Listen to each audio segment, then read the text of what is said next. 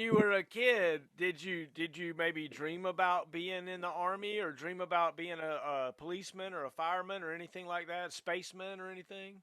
Yeah, yeah. I always looked up to my uncle. He's a 375 Ranger regiment guy. Okay, yeah. I met some of his friends that moved on up that community in different ways as they'd come in, for like passing through Mississippi. So got to meet some really interesting and high speed folks. So yeah, I sort of looked up to him, and I think we're about the same. Whenever he finally retired, I got Oh, some pad and tape to put on, and then I'll have him. Marshall in the middle. oh my gosh, Lieutenant Colonel Lindsley, sir. What? Airborne jump master, what's going on? Ranger. Oh my God, look at all them. Look at all them eagles you got on your shoulders. Look at that, dude. I'm so proud to see you. How you doing? Oh, I'm doing good. Getting ready for outload. Oh my. On the train. So we know. Are we going to some top secret location, or I mean, where are we going? As we're doing a validation for a new concept. So we've got two brigades, one that's headed to a CTC rotation, and my brigade is the outload support brigade. So picked that up over the last couple of weeks. It's so. It's amazing to see, like, after not being in the Army for a while, right, and being in private industry and stuff.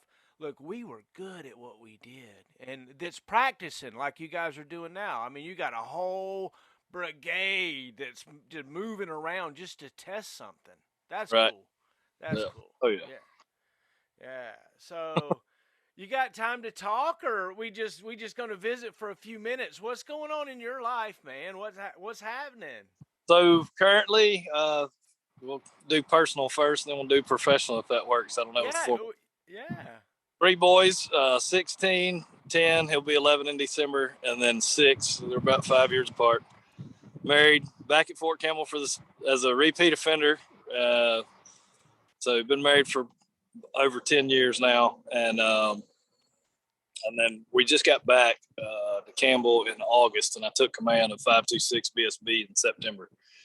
So I'm in the 2nd Brigade Combat Team here at 101st. That is like amazing, right? I mean, come on. Yeah, who would have thought after all those years that I'd have made it this far and survived? Well, so it's interesting from my perspective. You were a superstar. I thought you were a superstar, right? We had you build relationships. That's what you do. You're good at it. You built a relationship with me. We went hunting. We hung out. You found ways to get mentored.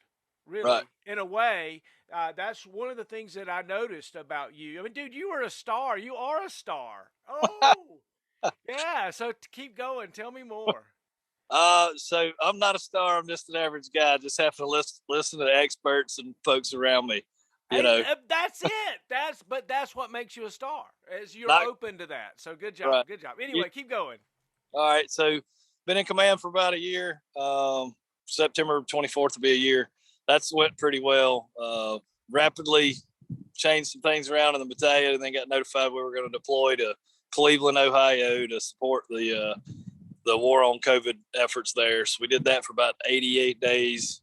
Took a small task force up to Cleveland, stayed there, and did what we were told to do.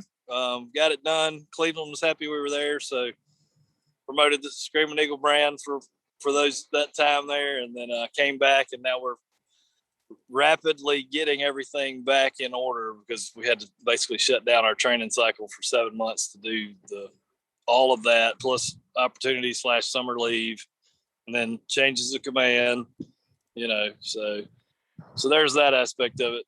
Still trying a bit of the hunting and fishing on the side whenever I have time. It works out. I get out. We did some pretty good trout catching 2 weeks ago. Rainbow trout, hit the limit of that within about an hour and a half, and first time I'd ever trout fished ever, but it worked out. So So were you fly fishing Uh, or what? we were using little spinner baits. They look like minnows with a really small spoon in the front, and then they've got a treble hook on the back. It's all metal rig set up. Just found a couple of turn holes with some swiftwater bite. Me and my oldest were out there as fast as we could get it to drag through the holes. We were hooking them. There's a lot of Oh, out in just 2 holes. So, yeah. So, still do a lot of hunting, but primarily it is not dove hunting. It's a lot of deer hunting, especially being here at Campbell. There's wall hangers out that I've tried to catch up with this year. But, well, how about you? awesome. That's awesome. So me, yeah. Oh Lord. So I did the Army thing. I retired as a first sergeant out of Fort Hood, Texas. I had like 22 years in, and then I spent about 10 years basically selling body armor to Right. law enforcement all over the Southeast. And I just honestly, I got kind of tired of that, and we kind of moved back home, and we started a little washer dryer repair business. It's kind of like teach yourself how to do it, and I did it, and we got a successful little washer dryer repair business, and this is kind of morphing into a little something. It's really enjoyable to talk with guys like you and to catch up, and doing this also kind of and fish in a little bit, and that kind of thing, man. Yeah, that's good. That's good. I saw some of your drone videos on Facebook. It looks like you're getting the hang of that pretty good too. Yeah, I try to teach myself things. I try to learn new skills. I play guitar and I got all kinds of instruments around, and I do a little fishing, and I used to hunt. I just don't hunt so much anymore. I'd love to go dove hunting again. That'd be a blast. Well, how far are you from little town of Summerall, Mississippi? Oh, yeah, not that far. Labor Day weekend.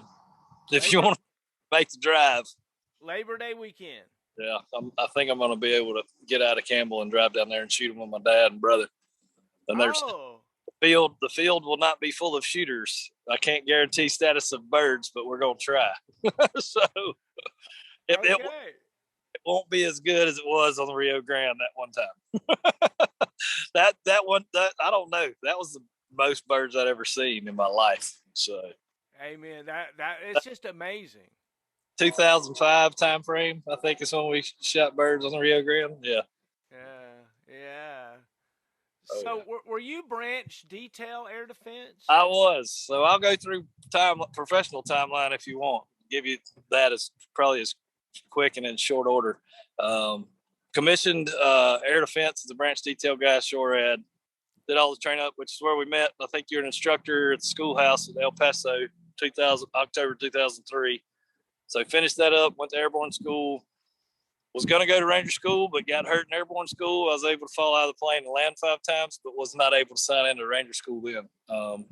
Ended up getting assigned to 4ID as a platoon leader, Avenger platoon leader. Then we PCS'd that whole battalion, 144, to El Paso within that first year.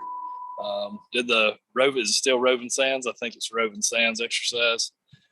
So got that done, and then my branch detail time was up.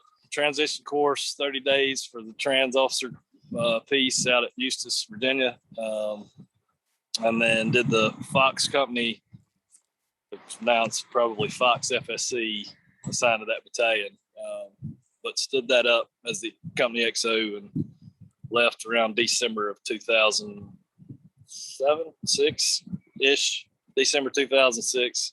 Mid assignment and deployment to Iraq, 7 to 8. Came back to the career course, did that there in Virginia at Fort Lee. From there, went straight to Ranger School, company command at Benning. And from company command on was all like non-standard Army stuff. Was supposed to go to 375 and do my second command, but my brigade commander didn't have a replacement for me, so I ended up coming out on time of company command and not getting to stay at Benning any longer. Went on to 10th Special Forces Group in June of 10. Stayed there for 4 years and did about every logistician job I could do except GSB commander. And anyway, so worked GSB 3 one of the line battalions, S4, and then went back to the SPO to be the SPO. And then before it was all over and the field grades hadn't arrived yet, I was brand new and promoted to major, and for the last 9 months I was there, I was the SPO and the Group 4 at the same time. So it made logistics easy, believe it or not, because you're the planner and the guy that actually puts everything into execution. So left from there in 2014 and went to Air Command and Staff College at Maxwell Air Force Base. And then direct assignment to the Rakkasans as the 626 Battalion XO, which was hard. It was a hard road to hoe with a big learning curve. I managed to straighten it out pretty quick because it was back to a conventional Army mindset and things that I hadn't done in a long time, and pulled that off, I think, rather successfully. Did 3 CTC rotations in 12 calendar months, and assigned the 3rd Brigade, and then we deployed to Afghanistan in 2017. Yeah. So 2017, 16 to 17, and then got picked up as an OC for Germany. 3 other deployments. Well, back it up, I forgot 3 deployments. I've got 3 deployments with Group, 1 to Afghanistan and 2 to East Africa. Doing some stuff with those guys. That was very interesting and fun and fulfilling career-wise. But so 4 there, 5, I think. And then after coming out of Afghanistan with the Rakkasans, was picked up to be an OC in Germany at the Joint Multinational Readiness Training Center. Did 2 different OC jobs there, brigade OC for sustainment with the brigade team, and then went down to be the BSB deputy senior trainer, I think is the executive terms they were using. Just really like Battalion XOOC. Did that, then I got picked up. My wife said she couldn't do a 3rd winter in Germany after the 1st winter, so I was able to put in for a board. I got picked up as a professor of military science and went to Ole Miss for 11 months and 3 weeks, and found out that my change of command date was a month later. So after, it was interesting. So rapidly PCS the family in full ditty during COVID, and got them here and set before I went to my last PCC in that August. But there's a lot. Like, it's been interesting. Yeah, it's been 5 PCSs in 6 years, maybe 7. The last 7 years. So, but they're still loving it, so it's not taxing the family too hard. 3 boys. That's awesome. Oh yeah. So they're doing great. They love it here. Like, love Fort Campbell. Like, it's nice, and it's like coming back home, I guess. Every time we move and live on post, they've run into somebody or some kids that they've, even from Germany, it's great. So good time. Like, if you could look 5 years into the future, what does the future look like for you? Tell me what's your next steps? What's going on in your world that you're looking forward to, or maybe afraid of, or I don't know what's happening. So right now, I'm a couple months off the normal PCS cycle. And the conversations are being had right now, evidently. I have an interview at some point this week to go to 80 Deuce potentially if I pass the interview as the G4. Don't know how that looks yet. Got some mentors I've got to have to sit down with on Tuesday to figure out if that's going to do what they think I need to do to get where they think I'm capable of getting, and we'll figure it out. But G4, a joint job.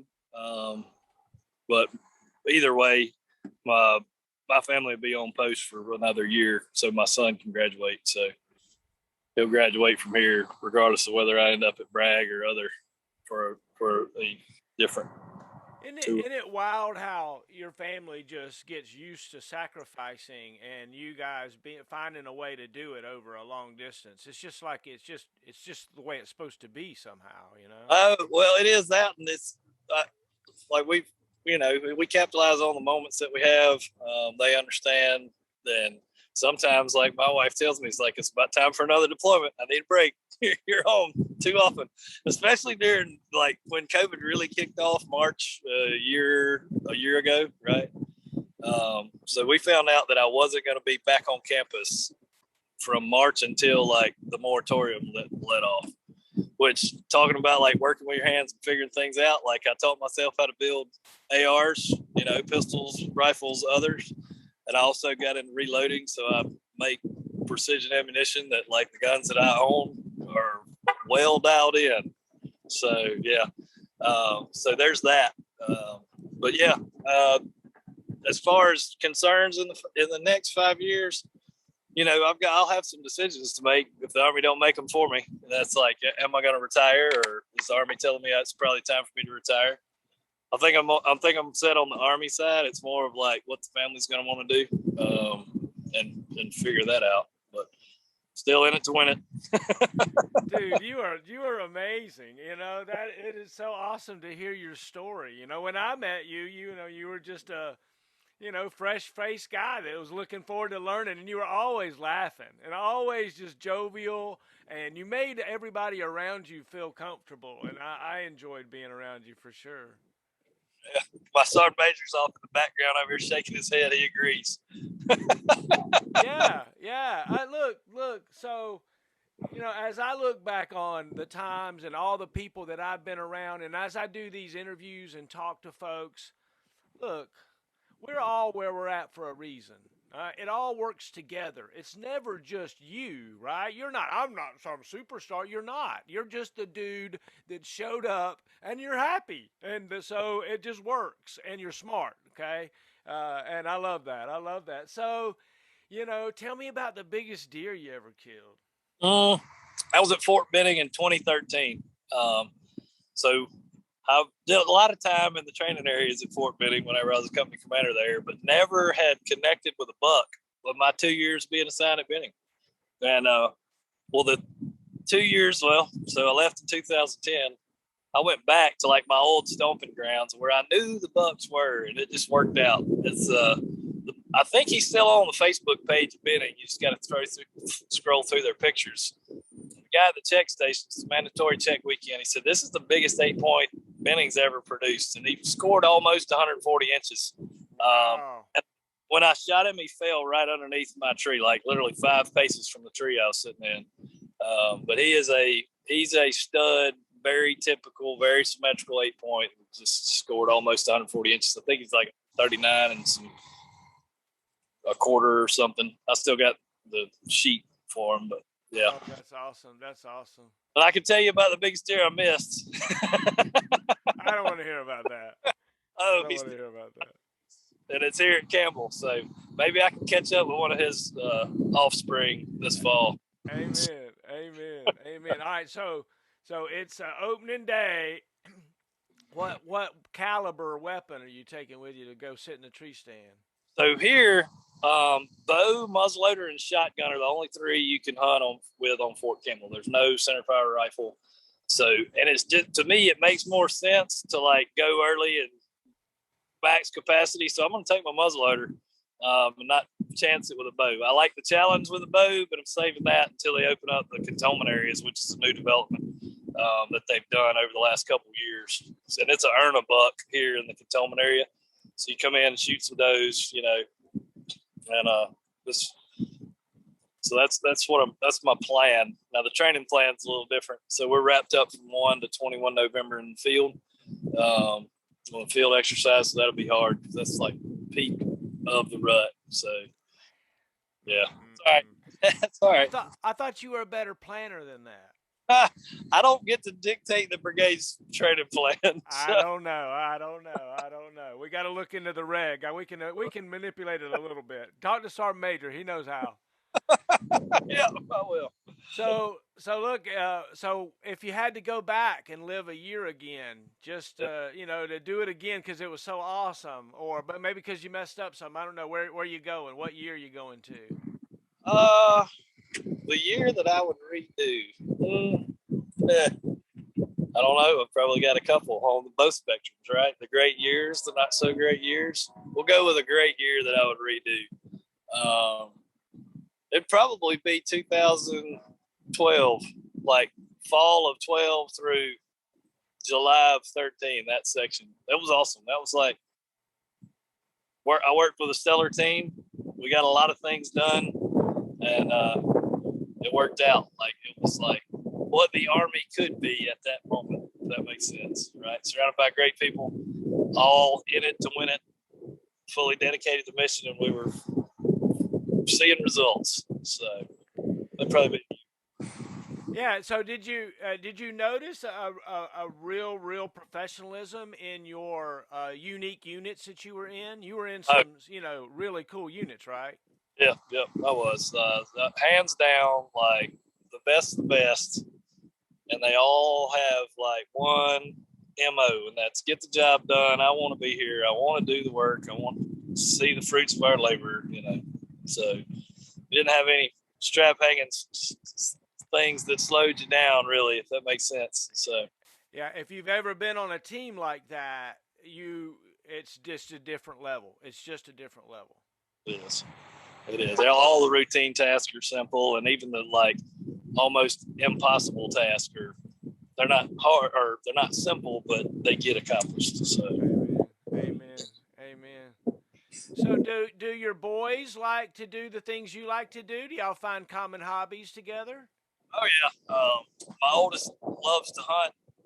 He doesn't like morning hunts because he is a teenager. So, but he does like to go in the evenings for sure.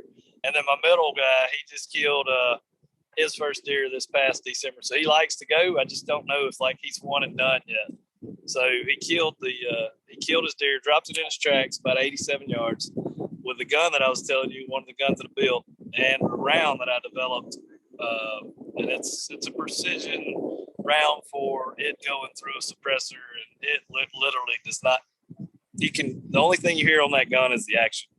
So yeah, and that's it. And yeah, he smoked his first deer in December with it, dropped it right there. I was super proud. So yeah, he does. They enjoy hunting. Now my little guy, the 6-year-old, he's more of like the entertainer, if you will. He's not all about getting out there and going yet, but I think that's coming. It's just a little young for him. So yeah, that's a good question for you. If I'm going to put you on stage, what are you going to do? Are you going to if you have to be there? What's your talent? Tell us what it is now. Oh, talent? I could probably tell a few jokes. I get motivated whenever I'm in front of the battalion and then that task force. Like it's a different feeling, right? It just sort of flows, right? And I'm hoping that they're receiving the way the passion that I'm putting out comes out. So you'd have to interview some folks that have got to hear some of them. I might hook you up with the sergeant major. Hey, no, so I would love to talk to the sergeant major. I would love to do the same thing with the sergeant major. I want to do it with everybody, right? You guys are all heroes. It's amazing, Again, I look back on it. I'm out of it. I've been out of it 10, 11 years now. You're still running that race, dude. There'll be a point in your life you're going to turn around and you're going to like say, "Wow, dude, I was sprinting, man. I didn't realize it." I usually do that whenever I take leave in Mississippi. Then I'm like, why is everybody going like below the speed limit, right? And then I realize like, well, they don't have to go as fast to point that I usually do on a daily basis. So, tell me about growing up. All right, so grew up in Mississippi. Dad was in the Guard. He retired after 36 years in 06 down there. I grew up outside working a lot of manual labor. We had about 40 acres, and then my granddad's place over 200 and something acres. So it was always something that needed doing. Went to a little high school, one blinking red light town, graduated with a class of about 68 folks, I think. So small rural Mississippi. Joined the Guard at 17. Well, that's had no other plans, so went to basic training, summer year in high school, and then came back, graduated high school, and went on to AIT. So I did that in the Guard until once I graduated college, once I graduated high school, still didn't know what I wanted to do. Stayed in the Guard and went to school. And then I was like, well, I don't think there's anything I want to do in Mississippi. So, went and commissioned through ROTC at Southern Miss after I finally figured out what degree to get. So did that, never looked back. But, Amen. yeah, a lot of manual labor and things outside, just old country living. When you were a kid, did you maybe dream about being in the Army, or dream about being a policeman or a fireman or anything like that, spaceman or anything? Yeah, I always looked up to my uncle. He's a 375 regiment guy. Okay, yeah. Met some of his friends that moved on up that community in different ways as they'd come in, for like passing through Mississippi. So got to meet some really interesting and high speed folks. So yeah, I sort of looked up to him, and I think we're about the same whenever he finally retired.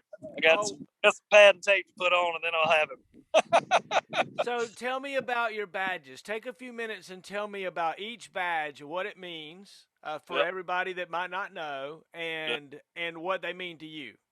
All right, so we'll start from they're not in precedent order because I'm in the 101st, right? So we'll start in the middle. So because I'm in the 101st Air Assault Division, and I've been through that course, it's pretty mandatory to do it.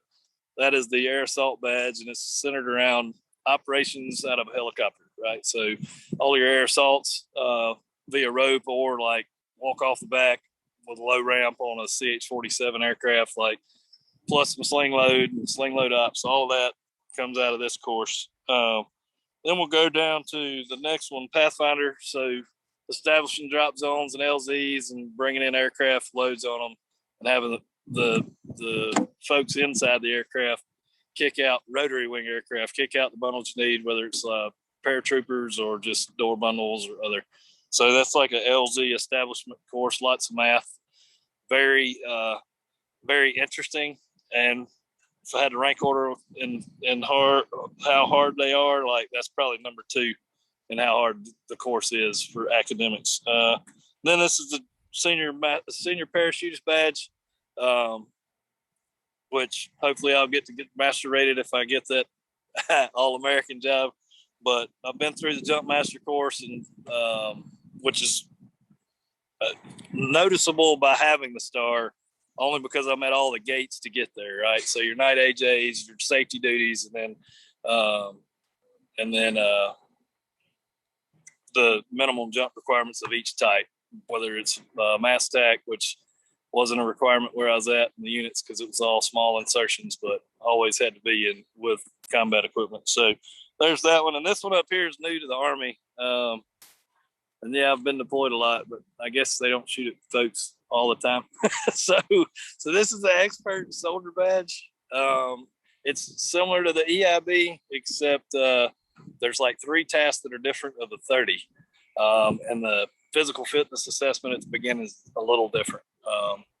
So with the Army combat fitness test, that's scaled down for this one to just 3 events instead of the normal 5 plus a 2-mile run. This is 2 physical events. The sled drag carry is one of them, and then the hand release push-up, which is also new since you exited the Army. If you hadn't got an update, it's a fun test.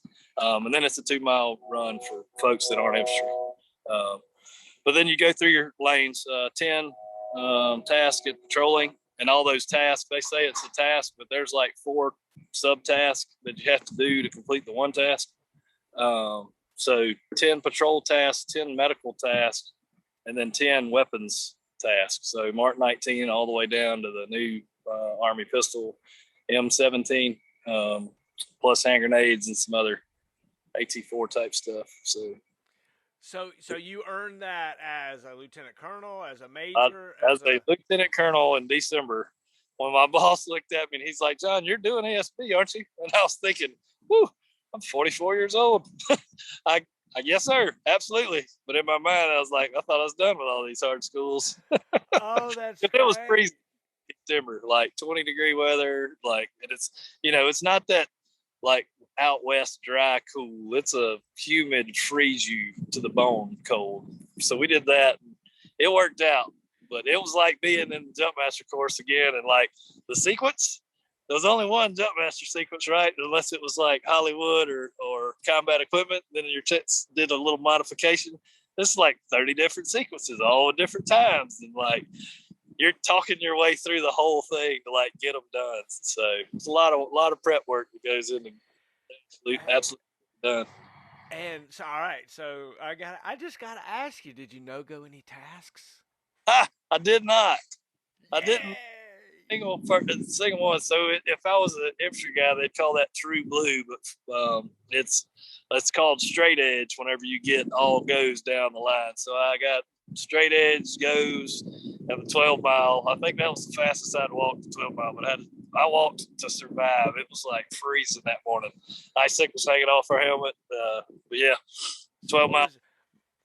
My fastest 12-mile ever was 2 hours and 12 minutes. What did you do it? No. My fastest is usually like 2 hours and 50 minutes because I don't, I always give myself about 10-minute buffer. This one's like 2 hours and 40 minutes. I got you. Me and a buddy. I wasn't running, Me and a buddy were racing. Yeah. It was fun. It was back when you can, right? Back when I was young, boy. Yeah, that's what I tell some of the folks around. Like, I'm not getting much younger, and I'd like to leave the Army without have to use a cane or some sort of walking device. So, because it starts stacking up after a while. Yeah. Especially being 44 and still keeping up with the young soldiers on these runs we go on. 44 years old. That's great. That's great. Oh my gosh. So, if you there's no atheists in foxholes, I don't think, No. If you could tell me a little bit about your spirituality, I'd love to hear about what maybe calms your fears in moments of danger, or what you think about when you pray with your child. Right. So one, I always want my kids to be probably more spiritual than I am, because I am not 100% attendance every Sunday. Just things happen, right? But I did grow up Southern Baptist, and what really changed me to going to church more, right, was having my kids. So we go to the chapel here on Fort Campbell, and get them in the programs like Awana, Vacation Bible School, which they finally got to do for the first time, believe it or not, at 10 and 6 this year, because we were on leave in Mississippi, and my sister-in-law says, "Hey, they're doing Vacation Bible School at our church." And I was like, "All right, I got 2 for you." So they got to do that, and then got to do the Vacation Bible School here at the chapel also. But to your question, you're spot on with that assessment. There are no atheists in the foxhole, and like when times get hard, like I don't hesitate to take a minute, take a knee, and say a prayer specifically about how I'm blessed to go through the trials and tribulations that I'm currently facing, and I know I'll get through it, and I appreciate any assistance. So believe it or not, Cleveland was pretty stressful over some of that stuff, and my prayer count went up exponentially, probably about 100% versus what it was. So, have you been in a situation where you've lost a soldier? Yeah, I've lost one while I was in Cleveland, not in Cleveland, but he was shot going home over a weekend, so he didn't make it back. Yep, so there was one there. Lost just various deployments, Iraq, one there, one in Afghanistan on the first tour, and then weren't directly my soldiers on the second tour in Afghanistan, but lost a handful on that one. So, and then, yeah, it's challenging.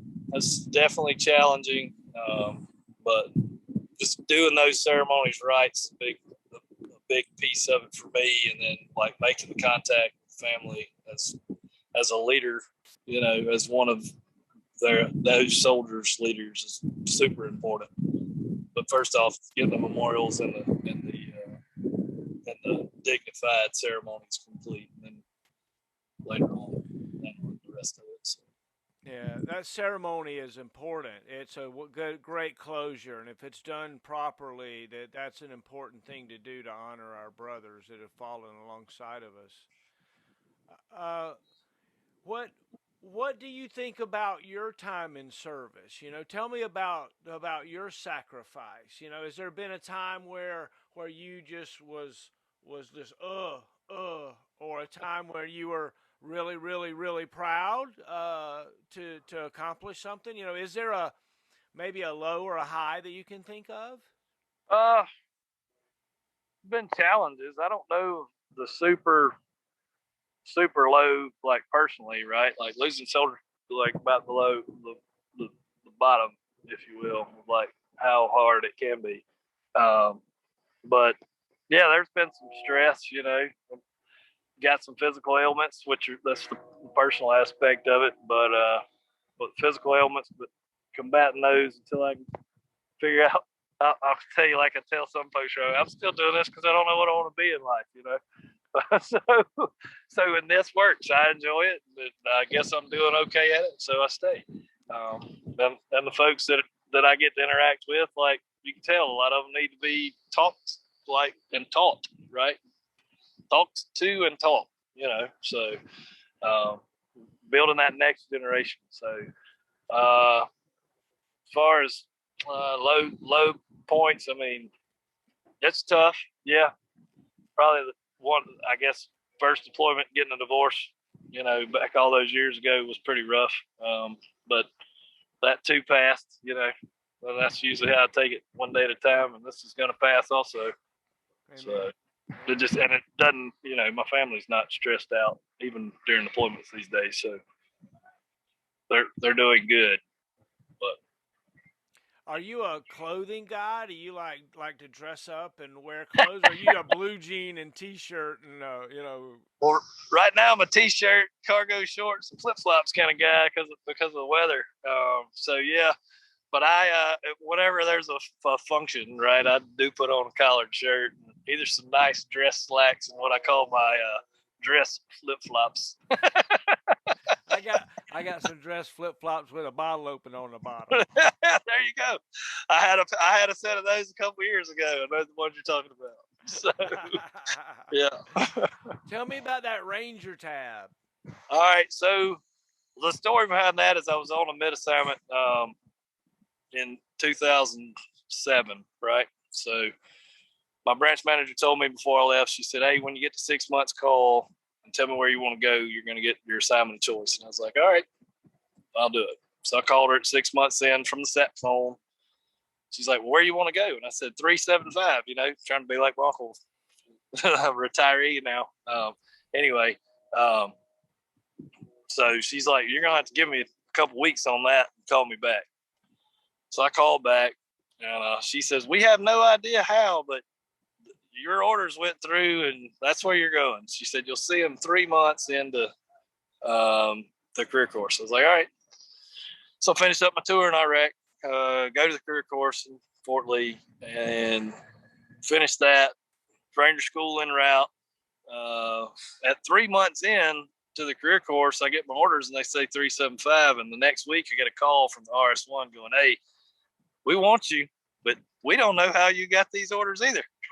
You don't have a packet on our files at all. So I'd never done the RASP packet at all. And they said, "We want you to come. Here's what we want you to do." They said, "Go to Ranger School, right? We're already tracking you're going to Ranger School after the career course. Get your tab, take command on Fort Benning, and then we'll pull you over." So I was like, "Okay." So I did exactly what they said. I graduated and then signed in a week later at RTV at Benning, and got my Ranger tab 60 something days later, plus the 18-day holiday mandatory leave because I was a winter Ranger. And then graduated late January, went to Splinter Village, signed in. Well, where am I going? She's like, "Well, you got options. Where do you want to go?" So we talked it out, and I was like, wherever I can command. So that's what I did. I went and took command, and met the brigade commander the same day I graduated, basically. And he's like, "Ranger Lindsley, where'd you come from? I was like, sir, I just graduated a couple hours ago, so that started everything, right?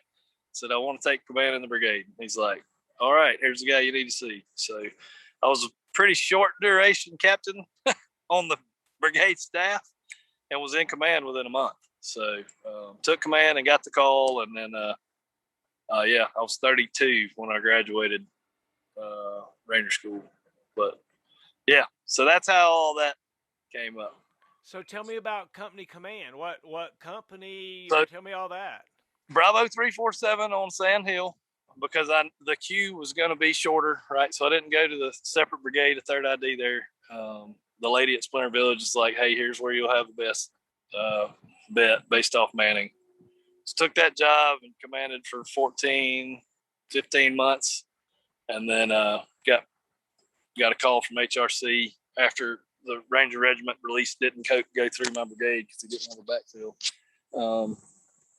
And I got a call from HRC. It's like, hey, what do you want to do? And I was like, supposed to go to 375. Didn't work out on my end, or, the boss is in here, but I know they're gone and deployed. I said, I want to go to the special ops community somehow, shape, or form. And a couple of weeks later, I got a phone call back. Said, hey, I got a job for you at 10 Special Forces Group. So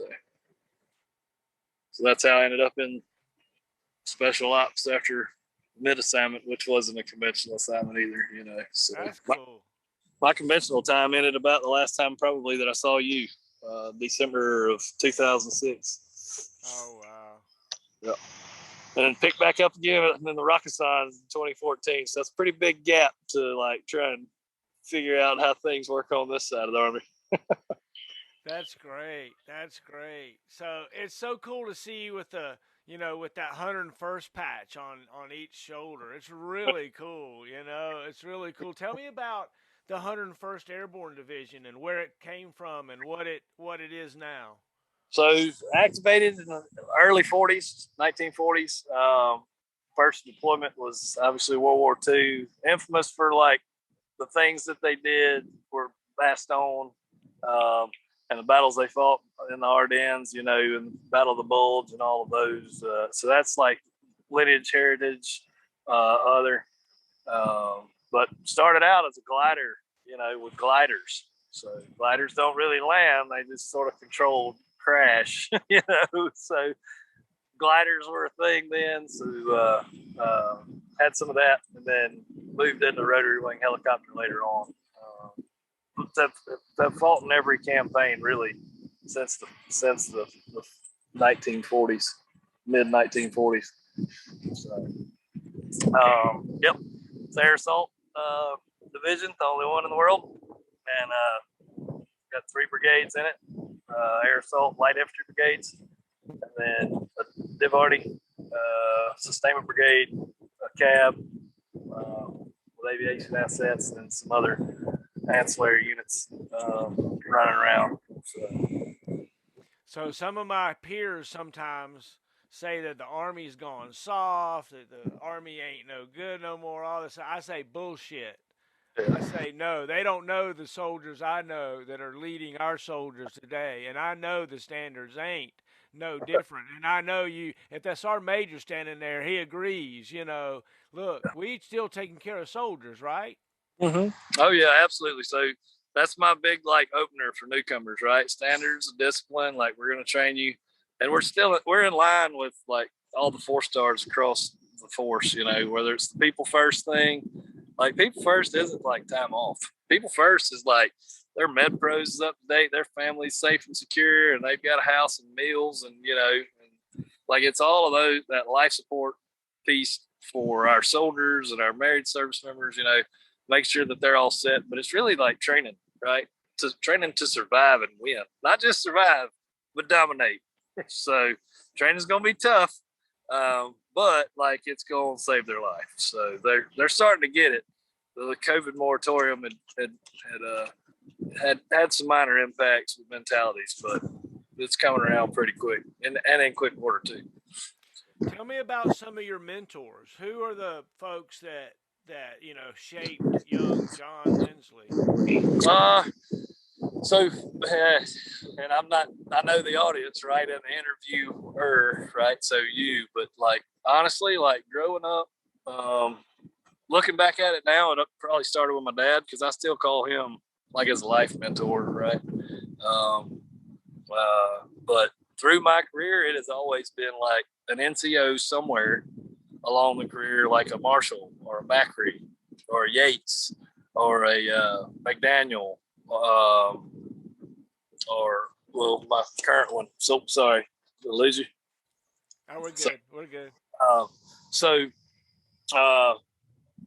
my every yeah, and Fogel, right? So that most of those folks that I just mentioned, like unless they decided to retire, they made command sergeant major.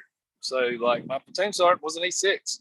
He's now, I think he's the 32nd AAMDC command sergeant major. John Carlo Macri. I think so. Yeah, you know him. Mm-hmm. Yeah. So like, just listen to the NCOs and like, don't do silly things, right? So that's a lot of them. My last mentor retired off of active duty on the officer side a few years back, and we met, and I was an augmentee to 3rd Special Forces Group coming out of 10th, and we hit it off. And he was the GSB commander, and like I still call him to this day. And he's like, John, if you don't have anybody else like on the officer side, like you probably need to think about it, right? You need to think about getting one. The one that I had, and I don't know if you'd have been in the 82nd with him at the same time, Greg Townsend. So he was a sitting brigade commander at Fort Lee.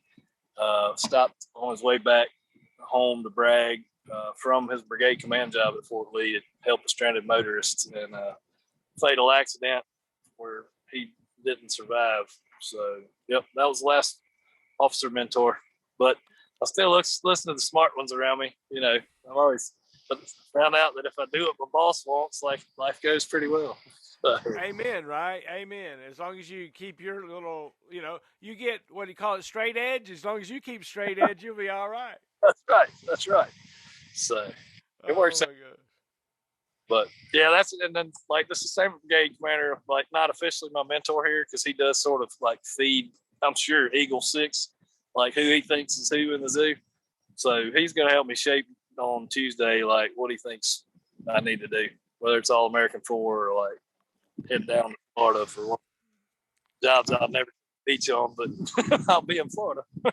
So. All right, so let me ask you just a crazy question, okay? Just crazy question, okay? So we got to take 5 off the list, okay? We're not going to even think about being a 5-star general, okay? But where does your career end? You know, where would you?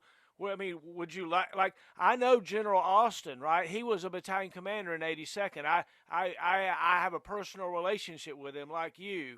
You know, he is now the chairman of the Joint Chief of Staff and all that kind of good stuff. And, or he's actually higher than that now, Defense Secretary. Tell me, though, about where you see yourself, maybe. So that's a lot of factors go into that, right? One, am I still effective as a leader? And am I still able to keep up or, like, have a decent, like, sub 9-minute pace, if you will, 4-mile runtime, right? When does that stop? 2 is, like, when's the family say, hey, we're done? And then 3 would be, well, they still need me to do it. Like somebody has to tell me, like, yeah, we need you to stay to do this job. So you think about it. Yeah, I'm 44 right now. Like, if you do some math, like it ain't gonna be long, and I'll be 50 and still going. Like, I don't know how many folks are gonna be able to. How fast I'll be at 50. I might still be pretty smart and keep it all together mentally, but. Like, I still like to be out front if I'm going to lead. So I'm 53.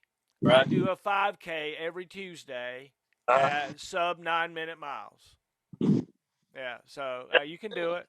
Yeah. And you Centurion jumper, right? Like 100 jumps. Yeah. Yeah. I was good at keeping my feet and knees together. Yeah. Don't drop that credit card out until your knees. So one of the things I've been doing is getting my person that I interview to call their unit to attention and salute and sign out. Yeah. Can I get you to do that for me before? But I got to caution you. If you do it, all the people around you are liable to like jump up and go crazy, right? Well, the good news is you can see, right? Like I'm on the elevated position in Overwatch. Yeah. Oh my gosh. Doing some things. So, how loud? How loud do you want it? Oh, I just want to hear it. That's it. That's it. You don't have to command your whole brigade, okay? Yeah. Do you want it like? Do you want it like my battalion standing in front of me, or just yeah? Hey, I'm gonna tell you what would be really cool if all of a sudden everybody got out of their Humvees and there was a flash mob, flash dance, and the music started.